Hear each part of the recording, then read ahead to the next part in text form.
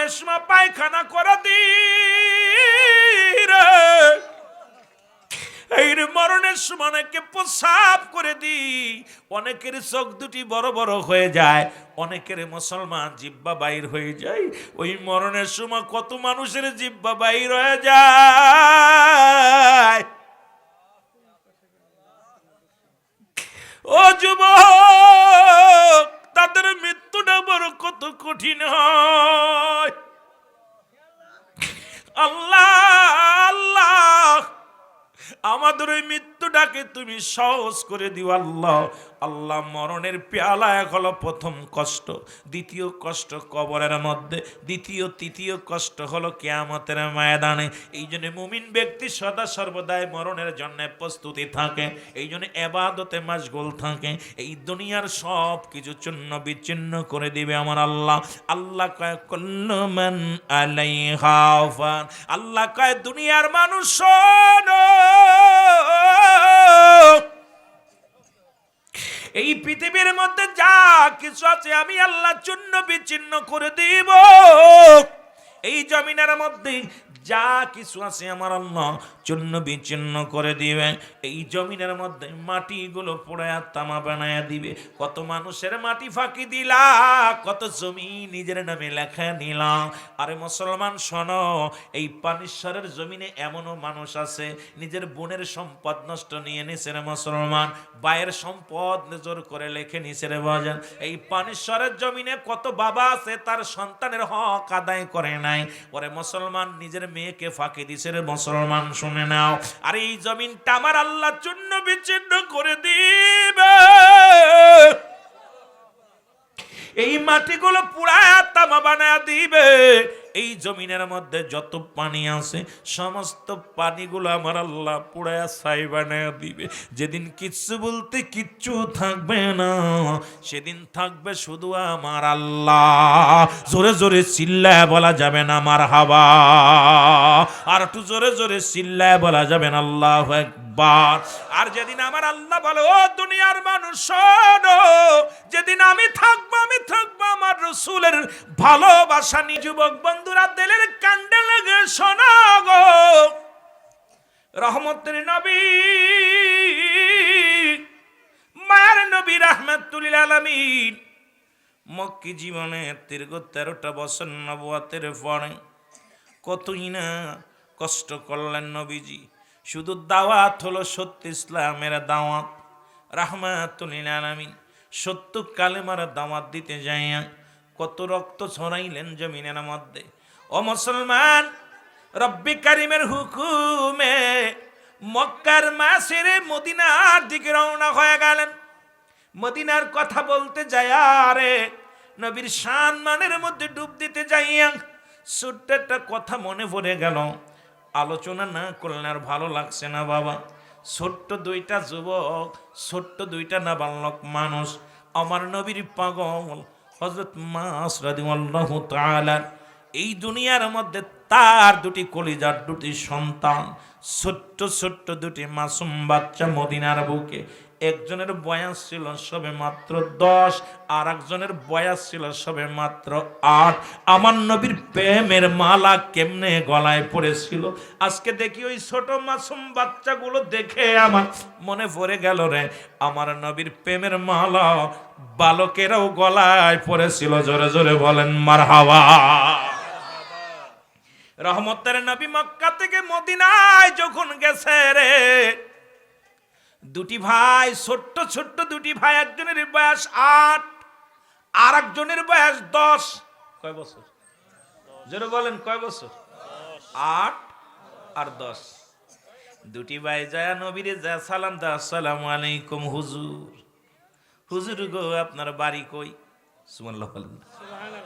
ছোট্ট বালক দুটি যাইয়া ডাক দে বলে আসসালামু আলাইকুম হুজুর গো আপনার বাড়ি কোথায়? নবী কে আমার বাড়ি মক্কায়। কোথায়? জোরে বলা যাবে না কোথায়। হুজুর আপনার আব্বার নাম কি? আমার আব্বার নাম আব্দুল্লাহ। হুজুর গো আপনার দাদার নাম কি? আমার দাদার নাম আব্দুল মুতালিব। হুজুর আপনার নানা নানি বাইসে আসেনি, বাবা মা বাঁচে আসেনি? নবীরে জিগায় ছোট বালক দুইটা জিগায়, কত মজার আলোচনা শুনে নেন।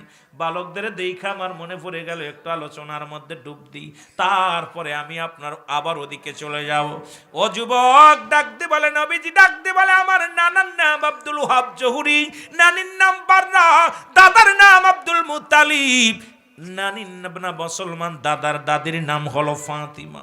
ও যুবক, ছোট বাচ্চা দুটি নবীজির মুখের দিকে তাকায় তাকায় কইয়া, ইয়া রাসূলুল্লাহ, ইয়া হাবিবাল্লাহ, আপনার তো সবাই আছে, আপনার বাবা কি বেঁচে আছে? নবী কয় না। কয় আপনার মা কি বেঁচে আছে? বলেন না। বালক দুইটা নবীজির ইন্টারভিউ নেয়, ভালো করে শুনে নেন। আমার নবী ডাক দিয়ে কয়, বালক রে, তোমাদের কে কে আছে গো? কয় আমার আব্বা পরকালে চলে গেছে, আমার আব্বা দুনিয়ার মধ্যে নেই। আমার ছোট্ট দুটি ভাই কান্দে আর বলে, নবী গো, আমার আব্বা জান দুনিয়া থেকে বিদায় হয়ে গেছে। আমার মা দুঃখিনী রে, আমাদের দুটি ভাইকে বলেছে মদিনার বুকে রহমতের নবী রে, মায়ার নবী আগমন করেছে। যারে বেটা যাক সেই নবীর সঙ্গে সাক্ষাৎ করে আয়, নবীর চেহারা মুবারক দেখে আয়, মায়ের হুকুম লয়ে আইছি নবী গো। এই পৃথিবীর মধ্যে আমাদের বাবা নাই, আপনারও নাকি বাবা নাই? আমার নবী কান্দার কয়, বালকেরা রে, আমার শুধু বাবাও নয়, মাও দুনিয়ায় নাই। রহমতের নবী দেখতে বলে, বালকেরা রে, ও বালকেরা, আমি নবী মক্কা থেকে মদিনার বুকে আইলাম। বালক দুটি বলে, হুজুর আপনার চোখে কেন পানি? কয়, বালকেরা রে, জন্মভূমি আমার মক্কার জন্য বড় মায়া লাগে রে। হুজুর কেন আসছেন? তাহলে মক্কা থেকে কেন আসছেন? নবী কয়, মক্কার মানুষেরা আমারে কষ্ট দিছে, জ্বালাতন দিছে। নবী ডাকতে কয়, বালকেরা রে, ওই মক্কার মানুষের দিলে মায়া নাই রে, মক্কার মানুষেরা আমারে সবচেয়ে বেশি কষ্ট দিছে। বালক দুটি বলে, হুজুর আপনার অপরাধ কি গো? আমার নবী কয়, বালকেরা রে, আমার অপরাধ হলো সত্য ইসলামের দাওয়াত দিয়ে লা ইলাহা।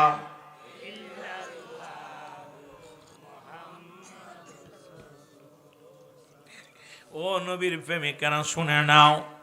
বালক দুটি ডাক দিয়ে বলে, নবী গো, আপনার নূরের চেহারা দেখে তাকাইলে কে এমন শক্তি আছে রে আপনারে কষ্ট দেয়? আপনার মুখের দিকে তাকাইলে দুনিয়ার ক্ষুধা নিবারণ হয়ে যায়।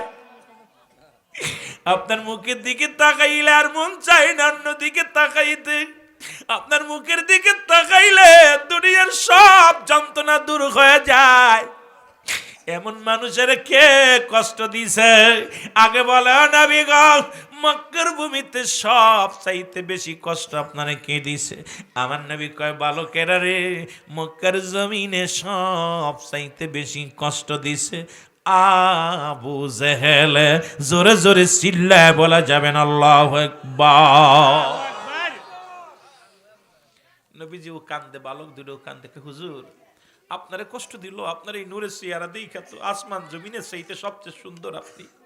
এই মানুষটা বাইয়ে নাত, উত্তম ব্যবহার, উত্তম আকলাক, উত্তম চরিত্র ছিল আমার রাসূলুল্লাহ। আহা, নবীজি কত বালকদের কত আদর করতেন, মুরব্বীদের সম্মান করতেন। নবীজি কোনোদিন কারোর সাথে একটু শব্দ, এমন হযরত আনাস রাদিয়াল্লাহু তাআলা বলেন যে আমি আমার হুজুরের কদমে দীর্ঘ 10টা বছর খেদমত করলাম, খোদার কসম আমার নবীজি কোনোদিন আমাকে ধমক দিয়ে কথা বলে নাই। কত ভুল করছি, আমার নবী কোনোদিন ধমক দেয় নাই। কি আদর্শ, কি প্রেম নবীজির ভিতরে ছিল। বালকেরা ডাক দিয়ে বলে, নবী, মায়ার নবী গো, এই সাদের চেয়ে সুন্দর আমার নবী রে, এরে নবী গো, আবু জেহেল আপনারে কষ্ট দিছে রে। দুই ভাই প্রতিজ্ঞা করে ডাক দিয়ে বলে, বড় ভাই, আমরা দুই ভাই প্রতিজ্ঞা করলাম রে, আমার নবীর কষ্ট দিছে আবু জেহেল শুনেছি, ওই আবু জেহেলকে আমরা দুই ভাই চিরতরে বিদায় করে দিব। জোরে বলেন মারহাবা, আরো জোরে বলো আল্লাহু আকবার।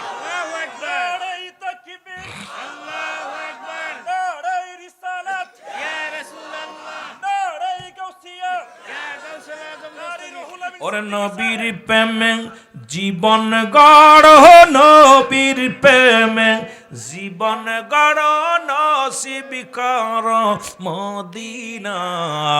নবীজিকে না দেখাইয়া কবরে ডাক দিও না আল্লাহ নবীজিকে। এরে নবীর প্রেমে চোখের পানি ফেলো জাহান্নামের ভয়ে। যার চোখ দিয়া মাছের চোখের মধ্যে একটু পানি গড়ায় পড়বে, রব্বি কারীম তার জাহান্নামের আগুন হারাম করে দিবে। যারা বলো মারহাবা। এরে নবীর প্রেমে জীবন গড় তোমরা, নবীর প্রেমে জীবন নসিব কর মদিনা। নবীজিকে না দেখাইয়া কবরে ডাক দিও না, বল নবীজিকে না দেখাইয়া। এই পানিশ্বরের মাহফিল থেকে আল্লাহ নিরাশা মায় কইরো না। পানিশ্বরের মাহফিল থেকে আল্লাহ নিরাশা মায় কইরো না। একবার যদি পাইতাম নবীর দেখতাম নয়ন ভরিয়া গো। একবার যদি পাইতাম নবীর দেখতাম নয়ন ভরিয়া। বল নবীর প্রেমে জীবন গড়, নবীর প্রেমে নসিব কর মদিনা। বল নবীর প্রেমে জীবন গড়, নসিব কর। নবীজিকে না দেখাইয়া কবরে ডাক দিও না, বল নবীজিকে না। আমরা হলাম সুন্নি বাঙালি, কান্দি নবীর প্রেমে। একবার যদি পাই নবী গো স্বপনের মাঝে তোমায়, স্বপনেরই মাঝে রবে না মোর দুঃখ জ্বালা, সাদ হবে জীবন খানা। রবে না মোর দুঃখ জ্বালা, সাদ হবে জীবন খানা। নবীজিকে না দেখাইয়া কবো, হায় হায় বলো নবীজিকে না দে। এ দুনিয়ার মুসলমান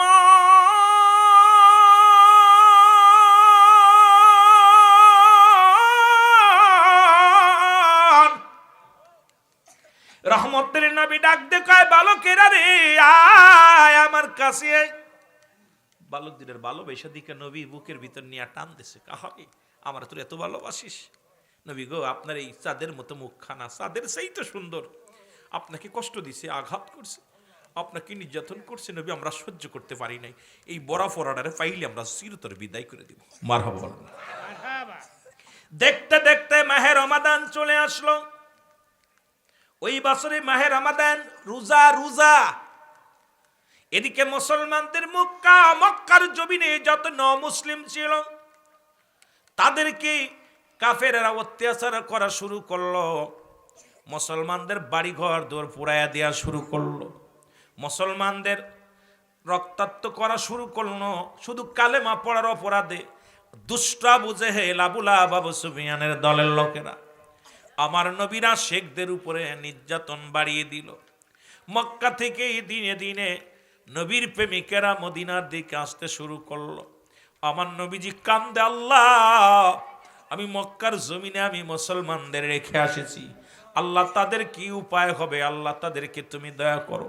প্রতিদিন খবর আসে নবী গো অমুক গোত্রের দুজনকে চিরতরে বিদায় করে দিছে, অমুক গোত্রের বাড়ি ঘর পুরাইয়া দিছে, অমুক ব্যক্তির আঘাত করেছে।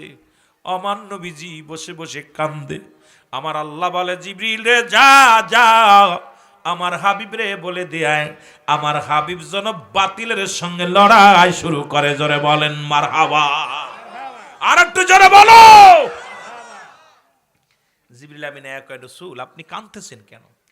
কয় মক্কার জমিনে অসংখ্য মুসলমানদের নির্যাতন করা হয়, বাড়ি ঘর থেকে উচ্ছেদ করা হয়, আমি নবী বড় কষ্ট পাচ্ছি। জিবরিল রে আমি বড় কষ্ট পাচ্ছি, আমার রব্বে কারিমকে বলো তাদের সাহায্য করার জন্য। আমার নবীজি বলা পর জিবলেন, হুজুর রব্বে কারিম আপনাকে হুকুম দিছে আবু জেলের বিরুদ্ধে যুদ্ধ ঘোষণার জন্য। মারহাবা বলেন। কি ঘোষণা? যুদ্ধ ঘোষণা করার জন্য। রাসূলুল্লাহ বলে, জিবরিল রে, আমি কার বিরুদ্ধে যুদ্ধ করব? কারণ আমার মুসলমানদের সংখ্যা মাত্র সীমিত, এদেরকে নিয়ে আমি যুদ্ধের ময়দানে নামবো কেমন করে? নবীর কাছে তখন মাত্র 8টা তরবারি। কয়টা? জোরে বলেন কয়টা? প্রথম বদরের যুদ্ধের তরবারির সংখ্যা শোনো, অস্ত্রের সংখ্যা হলো মাত্র 8টা, আর ঘোড়ার সংখ্যা হলো মাত্র 2টি। আরে মুসলমান মাত্র সৈন্য হলো 313 জন। জোরে বলেন মারহাবা। কয়জন?